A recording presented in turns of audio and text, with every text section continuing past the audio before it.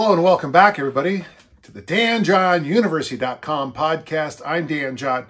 This is episode 173, and I'm happy to be here. Reminder, if you have questions, email them to me at podcast@DanJohnUniversity.com. I'm more than happy to answer it. One thing, if you do go to the forum at DanJohnUniversity.com, you'll notice I answer a lot of the questions for people there, and it's a great forum. Wonderful people on there, great conversations. Why don't you become part of DJU? Pardon me. Well, let's get started. You know, Jake from State Farm asks a good question. He says, what value, if any, is there in isometrics or posing? We're going to separate this question out in two parts. You said isometrics and posing. I'll talk about posing first, if I can remember. I'll talk about isometrics second. For example, there's Charles Atlas's boy. They're reaching back in the dark ages here. Inappropriate term. The old, about 100 years ago of training. Charles Atlas's dynamic tension and posing routines in bodybuilding. Do they significantly impact strength, muscle awareness, mind-body connection, or neural drive? Would doing something like this work for recovery day or perhaps once a week after a gym session to get a good pump? This might be a little more on the esoteric side. You see, I don't think so because it's a good question. Yet maybe there's something of value in this type of muscle versus muscle exercise. I wonder if it might reduce antagonistic action and increase coordination. Okay, so let's look at the posing thing first. Now, obviously, I never thought much of it. I mean, I'm a Olympic lifter, a thrower, an American football player, and I never was a big fan. I mean, I had friends who were bodybuilders, and the more I interacted with them, the more amazed I was at the amount of discipline it takes. You know, everybody, you go to a gym and you'll talk, hey, I'm a bodybuilder. No, you're not. A bodybuilder is somebody who steps up on the platform and has judges, and you're under the lights and there's a crowd. I got to tell you, I've had a few friends compete in Mr. Utah. A friend of mine, Lance, was competed in the Oregon and Portland contests. And of course, I knew some of those famous bodybuilders in the world growing up because when I was young, Olympic lifting meets always finished with a bodybuilding competition. And so I got a chance to meet a couple people, and I think I've discussed before, and it is his actual name, Charles Glass. Now, of course, if you watch the Brady Bunch, you'll think something else. But I asked him a few questions one time, and I think he told me, and if I'm wrong on this, I apologize, but I think he told me it was like 13 or 14 contests to figure out what works for you. Well, watching my friends at Utah State prepare for Mr. Utah, I don't know how you put your body through that 13 or 14 times, so hats off. One of the things I learned is that by itself, a posing practice, we were in a racquetball court. Oh gosh, this would be 1980 or 81. We were in a Utah State racquetball court, and we went down, and the guy went through his posing routine 5 or 6 times. And when he was finished, now this is Utah State, so it's cold, and he had, this is before we were very good at the tanning stuff. I think he used baby oil and iodine to get his skin color. And of course, when he sweated, this area would change. But after about, say, 30 minutes of this, he was a sweaty mess. And one of the things I kind of came away with is that just going through a posing routine can be exhausting. And what was interesting is that the guy had like a stick in his fingers, and so his partner. So he would do most muscular, but he hadn't hit his quads. So he would tap like a quad muscle and he had to, so you had to hold that whole body squeeze and then wake up little muscles. And they said they would have to do that and do that and do that to train the nervous system, the mind-body connection, that when you mentally said, okay, most muscular, that every single muscle had to pop. And it was weirdly exhausting to the athlete because you just have to work so hard to get there. Doing something like this, where you just have that, just something as simple as flexing, there's probably some value there, sure. I don't know how much, because the difference in just giving a gun show and putting your whole body into that lockdown is different.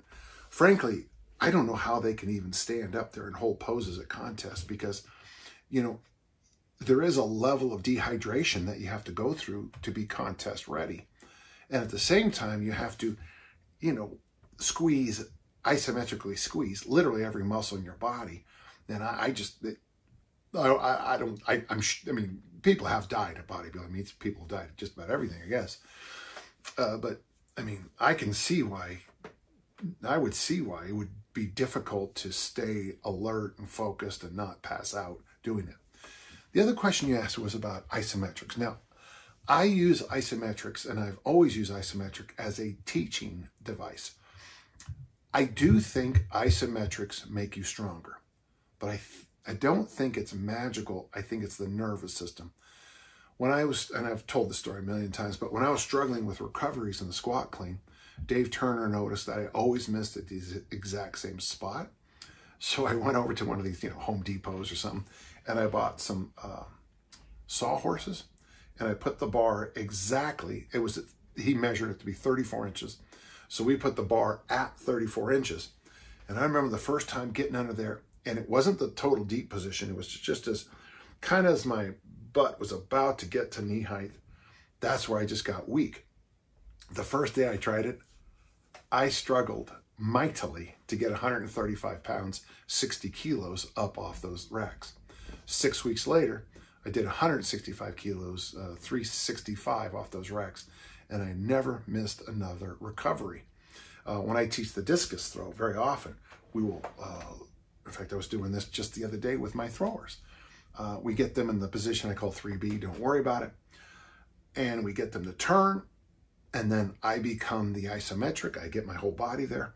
They drive their, they drive their hand, they turn their feet, and we find that position where they can't move. We squeeze it, 1, 2, 3, shake it out, whew, breathe out, get those shoulders moving, do a full turn, and they nail that 3B position every time. I think isometrics work, but I don't necessarily think they work like we thought in the early 1960s. I think because we are training the nervous system at this particular spot to light up. And I don't know how long it would take, but if you decided to go, well, okay, say I have, it'd be an interesting test. You have to be a bit of a lunatic to do it, but start off here, and just bench press, for 6 weeks, that's your bench press.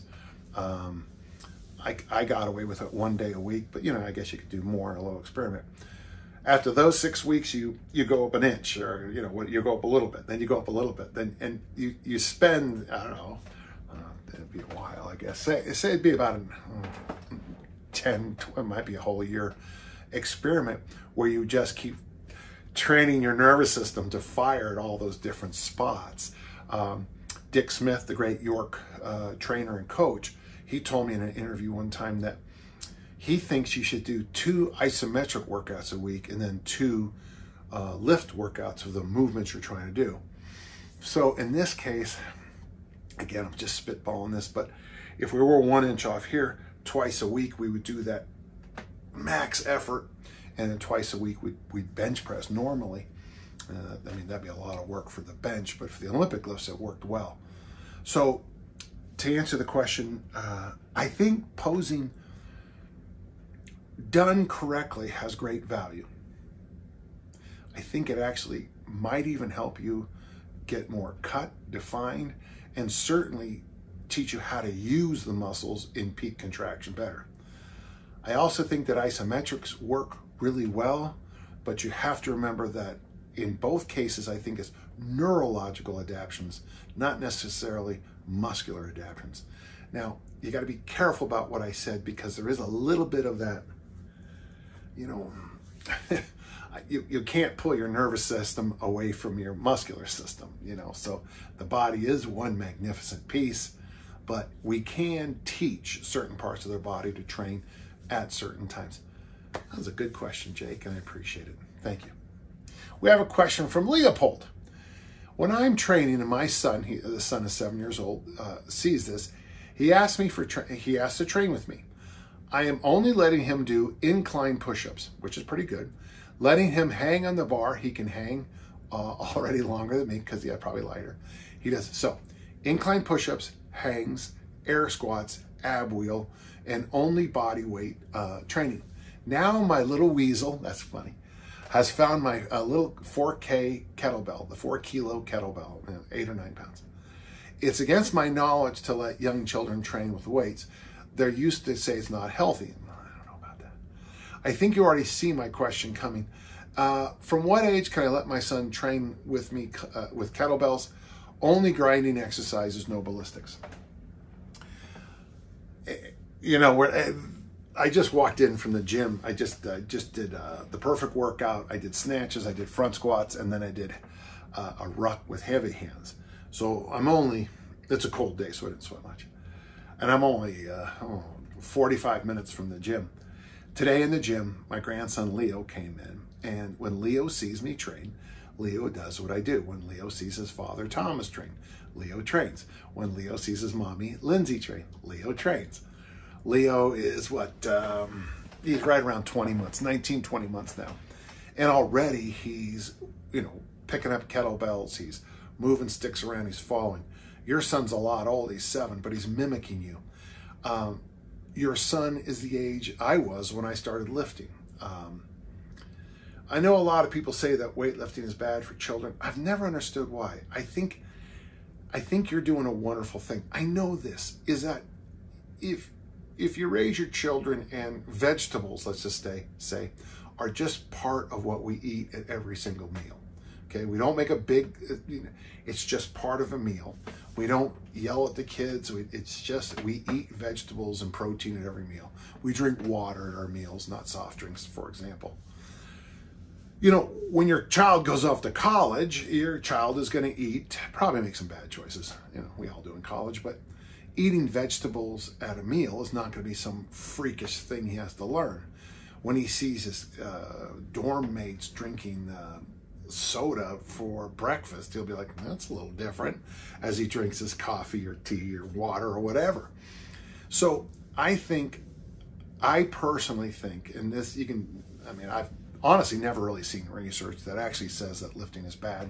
To me, it's like saying bike riding is bad because kids can get hurt. Well, yeah, that's kind of, swimming is bad, but you can drown. Well, yeah, you can keep going on with all those sentences, to everything. Flying into space is wrong because occasionally people die. Well, or, I can tell you this, getting old is wrong because, you die. It's kind of a strange thing, but yeah, I think I like your idea. I like the idea of doing calisthenics. I like him and your child involved, your son involved. I think it's wonderful. I applaud it. Now, I know others might disagree with me, but we were just talking in the gym today about I'm the youngest of 6, and what an advantage it was for me. I went to track meets, cross-country meets, wrestling meets, football games from my youth, so I know what to expect in most areas of life. So I think you're right. Certainly I think he's probably going to have a perfect goblet squat and a perfect kettlebell deadlift because little kids are perfect at that. If you want to, over time, teach some of the more advanced stuff, I think you should, because that's what you have. You have plenty of time. And it's also going to be just a phenomenal memory for you sometime. The one thing I would say, and just remember this, if your son ever feels like not working out, just go, okay, and make sure you do. Kids get bored, kids move on, things change, but I think this can be a wonderful thing for the two of you. I can remember those times with my father, the late, great Al John, him out in the sector, helping me with the discus. I would throw and he'd throw it back, I'd throw 190, he'd throw 9, But it's a wonderful memory. And he's not with me anymore. And frankly, it kind of makes me misty-eyed to think telling that story kind of pushes me to emotions a little bit. And one day it'll be your son talking about you. So it'll be a beautiful story. So thank you, and I hope that works, Leopold. We have a question from Milos, and Milos, I'm wondering if Milos fully understands let's go through the question and then I'll go. I might have mentioned this previously, but I finished up the Dan John trifecta this summer. Love it. The 10K swings, the mass made simple, and easy strength. Now, let me do the math. So 10K swings takes 20 days. Mass made simple takes 6 weeks. Easy strength takes 8 weeks. I don't know how you did that. And it was nothing short of spectacular. Good, and I'm glad. Oh, I get it. So, okay, so he did all 3 of those. I tell you one thing, if you decide to do the 10K challenge, mass made simple and easy strength, I think you just put together a real good program for American football. That's not bad.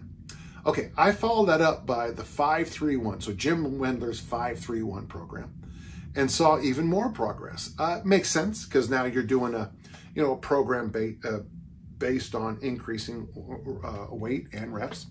The journey so far has been fantastic, but I have a feeling I can't continue with 5-3-1 for much longer. I'm about to finish my 4th cycle, and the squats are starting to get a bit too heavy.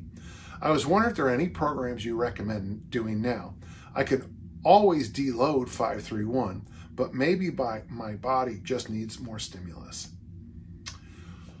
Well, the thing is, I'm just want to make sure you understand that week 4 in the 5-3-1 program is a deload, and every single person I've ever dealt with who has ignored the deload on week 4 really fails miserably. I got to tell you, I had my high school athletes do 5-3-1. If you read my new Easy Strength Omni book, I kind of explain it. I think I say something like day 1 deadlift, everything else. Day 2 squat, everything else. Day 3 bench press, everything else. Day 4 military press, everything else. And everything else is tumbling and loaded carries and kettlebells and bodybuilding stuff and pull-up. I mean, we use that. We use his 4-day week program to get our kids as strong as we possibly could, and then did everything else with literally everything else. I hope I didn't make anything too confusing there. 5-3-1, my brother Gary did it almost straight through for 2 years. So 5-3-1 is a program, if you respect week 4's deload, that you can do for a long, long time. When you mention the squats being too heavy,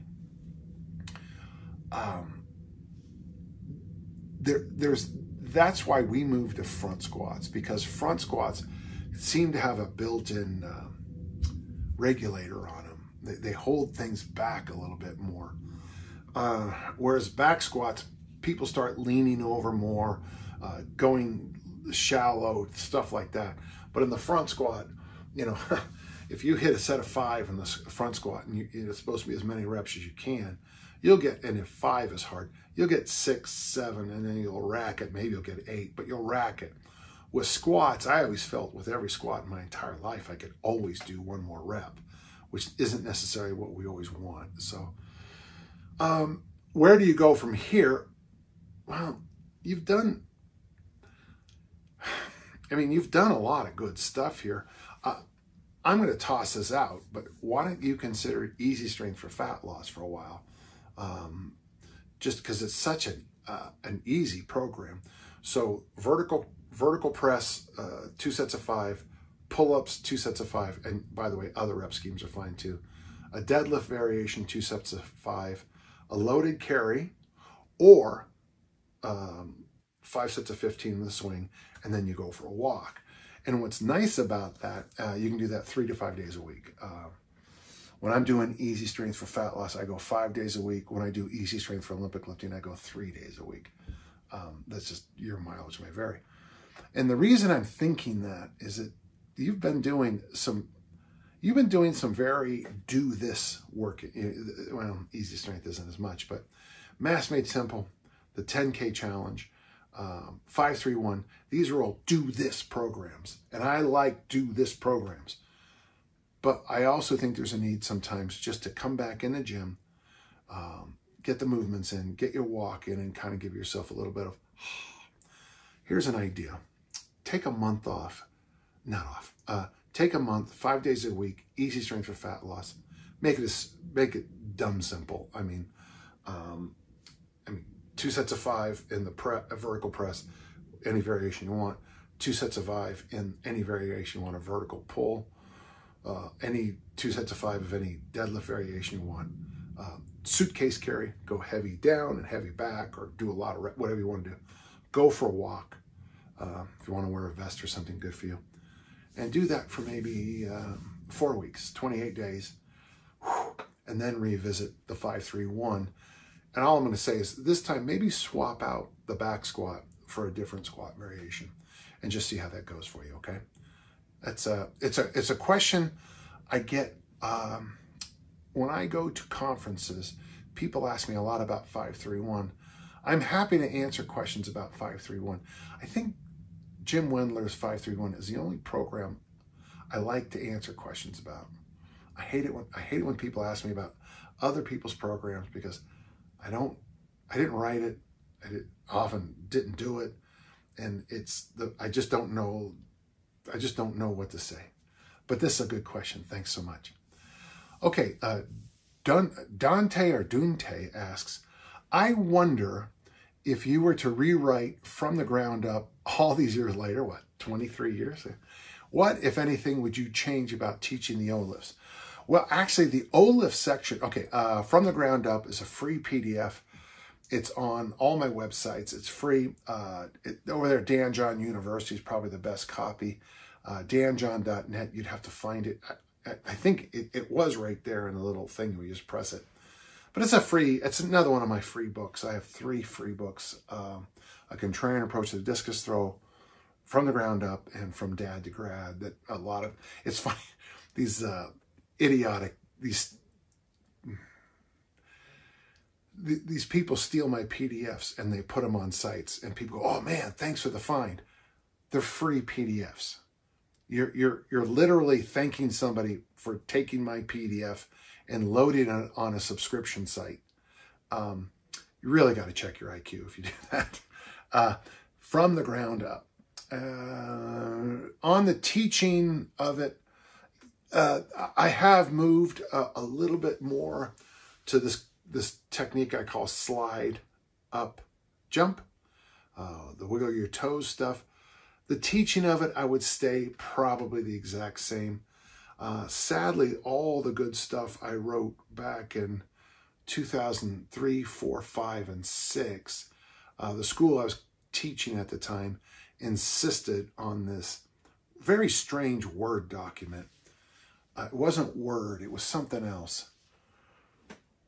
I want to say, if I'm wrong, Word Perfect or something like that. And then the school overnight just said, yeah, it's a stupid program. No one uses this anymore. So 5 years of my writing that didn't go up online, because if it goes up online, I could pull it off, just cut and paste it off onto a different kind of, word processor, and it would show. But anything I kept locally got just destroyed. And then they refused to work with it. But I had some really good, I had been working on rewriting that section on the Olympic lifts. But, 3 or 4 years of work kind of just lost because of an administrative decision was a little bit hard to deal with. Another thing I lost at that time was interesting. I had been working on, I wouldn't want to call it a novel, but it was like 300 pages.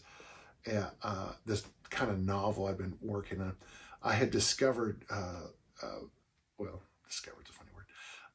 Someone had told me that the best way to make my writing better in my field was to write creatively. So, being me, of course, I came up with this whole story. The day that guy pressed that button, 300 plus pages of that novel were gone. I mean, gone.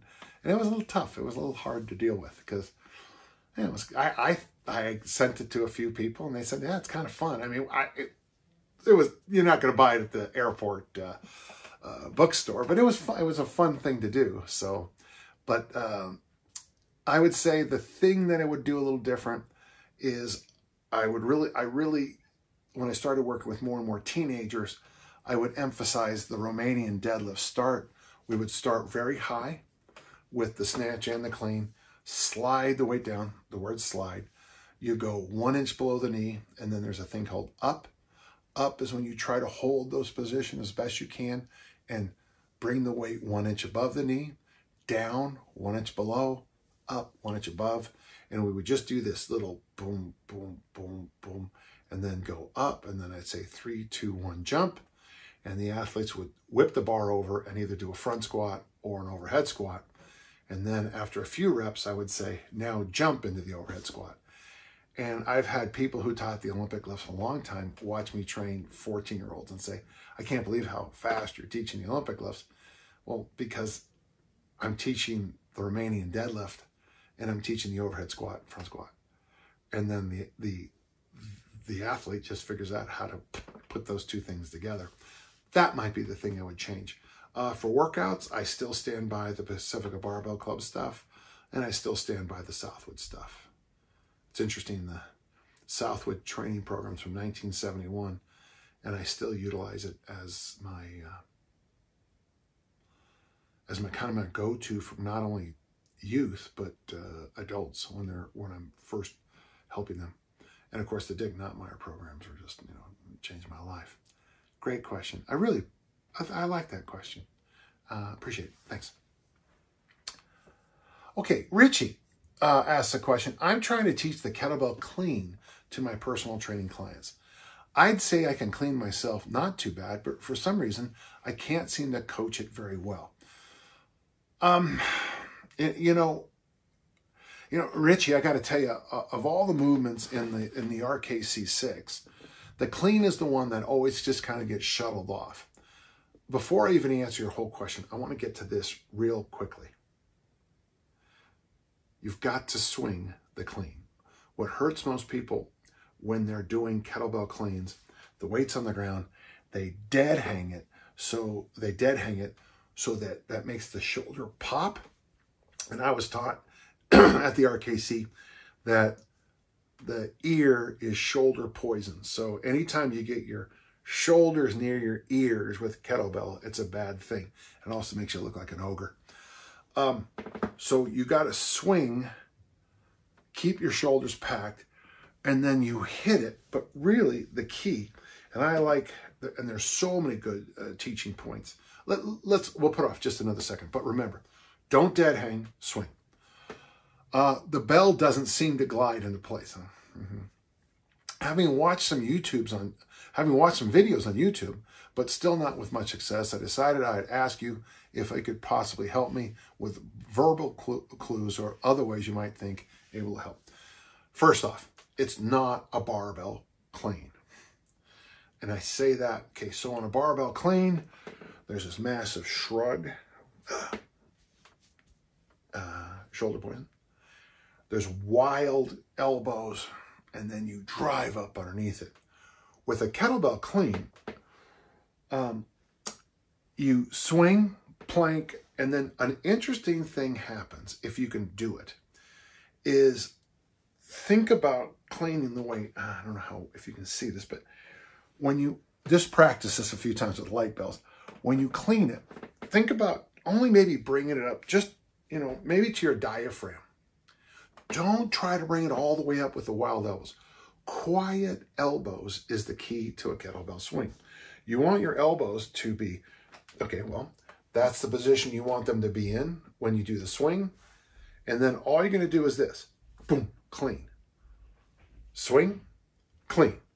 Swing, clean. And that's it. Quiet elbows. Quiet elbows. Jeff Hemingway, a great trainer in New York. Great kettlebell trainer in New York. He taught me to use the concept of, your Johnny Six Gun. Quick draw. That's what you got to think about. with your elbows. You don't go when you're trying to shoot someone in a quick jaw in a Western movie.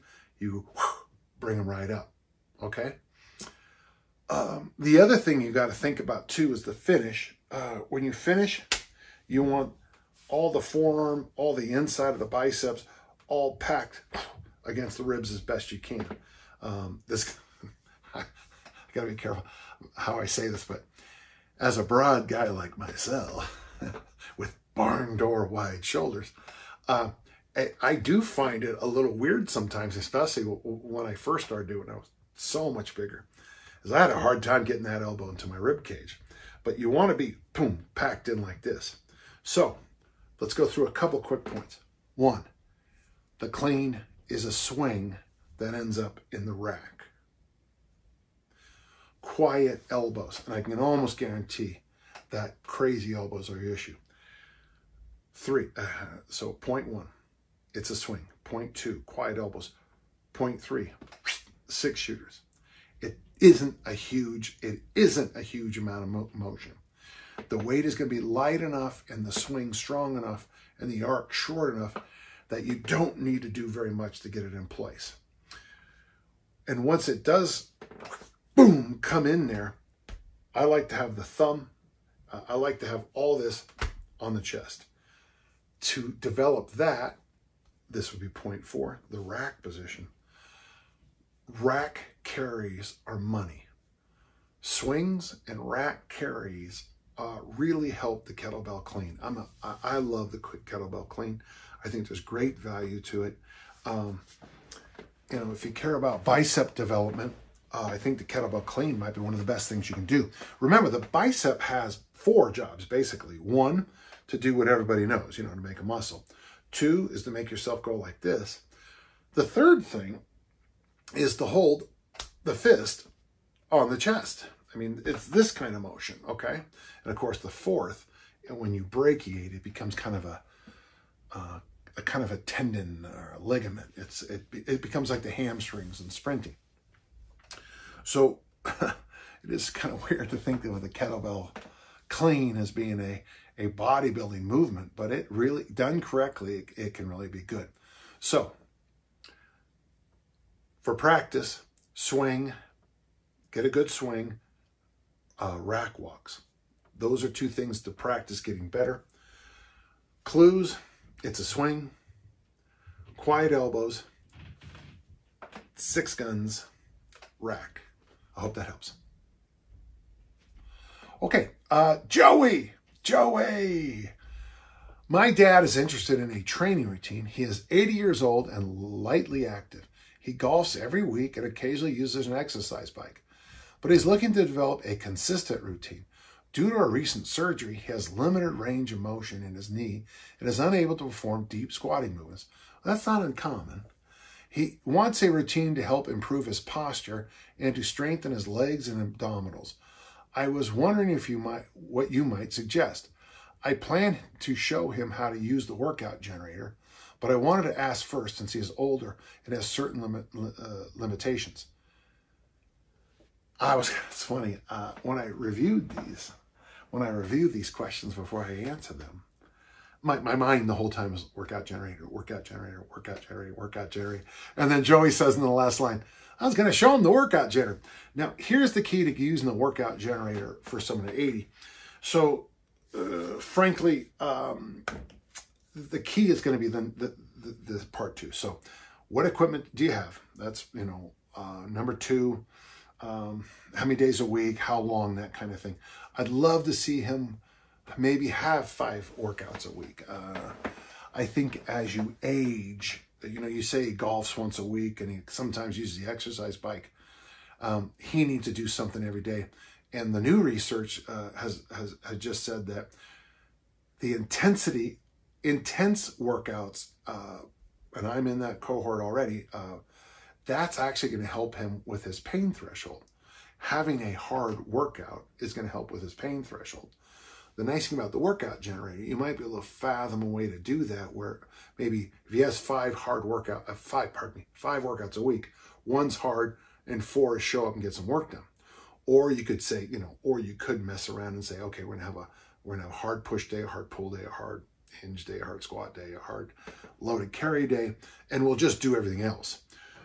When you get into the workout generator and you press the button and it spits out that 3 sets of 8 push, original strength, 3 sets of 8 pull, whatever it is, this is going to be the key, Joey helping him out, is what you then go and toggle on the exercise selection. And for example, we have some pike push-ups that are very easy. During the COVID lockdown, my friend Ann used the workout generator, but all she had was a single kettlebell. So her squat for the entire, for much of the lockdown was jumping goblet squats. Well, obviously I wouldn't recommend that for your father, Joey, but there are other squat variations that are not jumping, so you can toggle it up and down. You can just go and find those movements. Even with the knee issues, I think assisted squats, and you don't have to go super deep. I take that suspension trainer as part of my warm-up, and I lay into it. I turn myself into a hammer thrower. I put all my weight on it, and I'll just sit down, striving to drive my knees out as hard as I can, and I'll sit and I'll kind of move around in there. Well, I'm doing that for mobility, flexibility purposes to go Olympic lift, but that would be the exercise. That'd be maybe your father's 3 sets of 8. So yeah, the workout generator.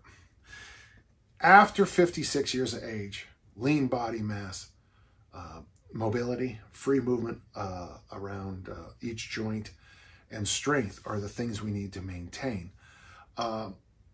If he does the workout generator followed by even a short walk, I think you'll be very happy with it. On a couple of days of the week, if you can remember, find exercises that are almost too easy to do, because sometimes doing these little variations of these very simple exercises. I discovered this with suspension trainers, the T, Y, and I series. That's nothing like doing a pull-up or anything else, but my God, did my shoulders and upper back like that. So sometimes you have to take your ego, especially if you're like me, put it on the shelf over there, the ego on the shelf. There's a moneymaker for next Christmas. The ego on the shelf, patent pending. And just get some of the work in. And for your dad, any and all movement is good movement. Okay? That's a good question. And be sure your dad knows he has a very fine son. Okay? Oh, well, that's it. Wow, that was quick. Hey, listen, I'm Dan John from danjohnuniversity.com. If you have questions, send them here to the podcast at danjohnuniversity.com. As always, I will do my best to answer each and every one. Some of the questions sometimes just don't work well.